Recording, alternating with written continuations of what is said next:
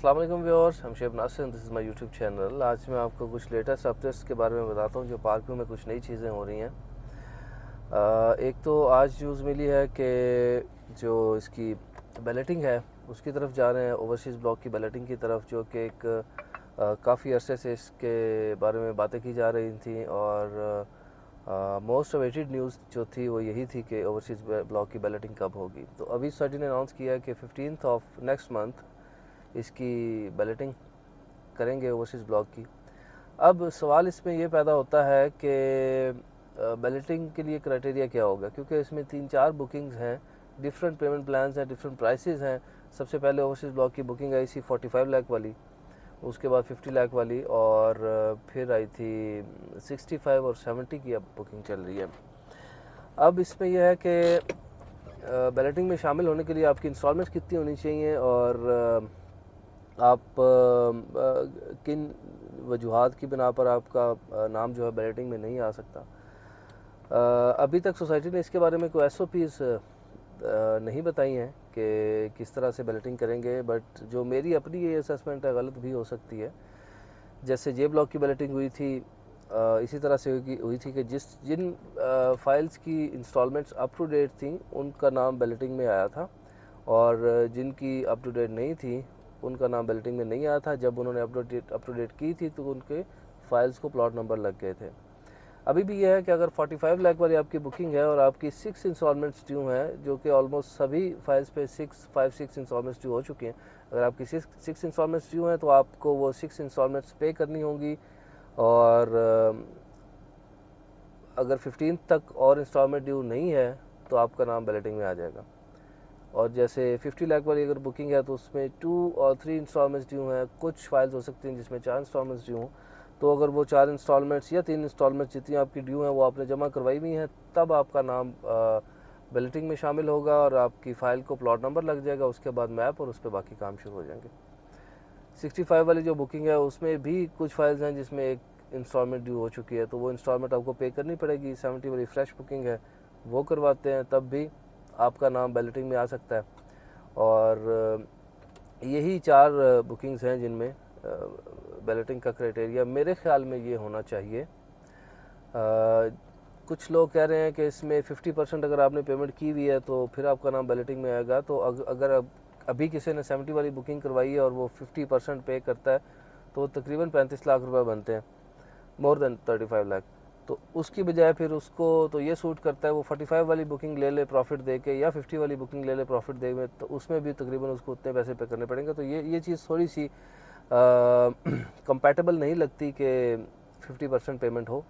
50% ये हो सकता है कि आपकी ड्यू अमाउंट अगर 50% पे करें तो बैलेटिंग में आ जाए, ये बेस्ट सिचुएशन है। लेकिन I am not sure society will go for it और नॉट।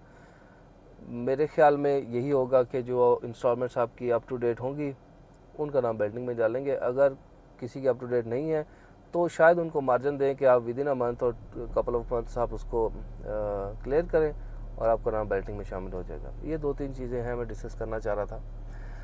एक और चीज़ है कि सोसाइटी ने एक लेटर इशू किया हुआ है जिसमें ये मेंशन किया हुआ है कि आप 31st ऑफ दिस मंथ आप अपने इंस्टॉलमेंट्स क्लियर करें, वरना हम उसको कैंसिलेशन की तरफ ले जाएंगे या लेट पेमेंट सरचार्ज उस पर लगाना शुरू कर देंगे। तो उसमें अगर आपकी इंस्टॉलमेंट्स जितनी भी ड्यू हैं वो मैं रिकमेंड करूँगा कि आप वो इंस्टॉलमेंट्स पे करें ताकि आपका उस बैलेटिंग में नाम आ जाए और फाइल कैंसिलेशन से भी बच जाए और आप उसको कंटिन्यू कर सकें। बहुत सारे लोग ऐसे हैं जिन्होंने सिर्फ डाउन पेमेंट्स दी हुई हैं और इंस्टॉलमेंट्स नहीं जमा करवाई। पहले बात कुछ और थी, हम किसी तरह से उसको डिफेंड कर सकते थे कि अभी उस पर काम नहीं शुरू हुआ, या फिर ओवरसीज़ ब्लॉक की अभी बैलेटिंग नहीं हुई, या फिर ओवरसीज़ ब्लॉक के बारे में सोसाइटी की कोई क्लियर पिच नहीं है। अब वो सारे शुकुक व शुबहात जो हैं वो दूर हो चुके हैं। ओवरसीज़ ब्लॉक पे सोसाइटी ने काम भी शुरू कर दिया है। ओवरसीज़ ब्लॉक की सोसाइटी ने बैलेटिंग का भी अनाउंस कर दिया है, उसकी लोकेशन भी हमें दिखा दी है।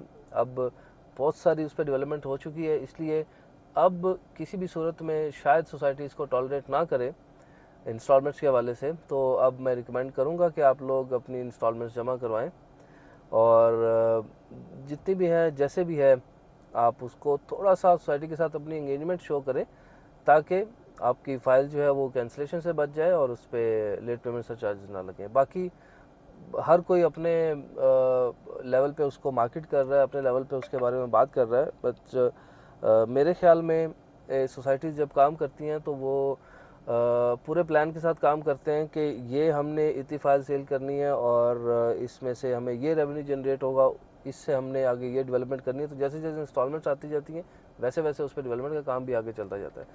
तो ये दूसरी बात थी। एक और बात है जिसके बारे में आपसे डिस्कस करना चाह रहा था। हमारे स्पेशली ओवरसीज़ क्लाइंट्स जो हैं जो यूके में रिहाइश पजीर हैं, उनके लिए है कि सोसाइटी पार्कव्यू जो है वो यूके में रोड शोज़ करने जा रहे हैं और ये प्रॉपर्टी फेस्टिवल्स हैं। एक तो वहाँ पे 3-4 शहर हैं जिसमें कर रहे हैं, मैनचेस्टर का मुझे याद है और एक तो और लंदन में है।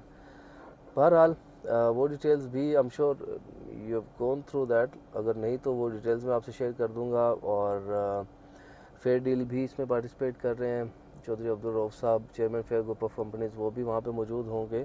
और अगर आपके पास वहाँ पे टाइम फिजिबिलिटी हो तो ज़रूर विज़िट करें और ज़रूर मिलें। अगर किसी को कांटेक्ट चाहिए तो मैं रऊफ साहब का नंबर आपसे शेयर कर दूंगा, आप उनसे वहाँ पे मिलें। आपको पार्कव्यू के बारे में प्रॉपर वहाँ पे इंफॉर्मेशंस मिलेंगी, पेमेंट प्लान्स मिलेंगे और आपको हो सकता है डिस्काउंट पॉलिसीज़ भी कोई वहाँ पे हों कि अगर वहाँ से कोई आप परचेजिंग करते हैं तो आपको डिस्काउंट्स मिल जाएंगे, तो उसके बारे में भी इंशाल्लाह आपको फ़ायदा होगा। तो पार्कव्यू में अगर आप इन दिनों में अगर इन्वेस्ट करने का सोच रहे हैं तो मेरे ख्याल में वो आपके लिए बड़ी अच्छी एक अपॉर्चुनिटी हो सकती है।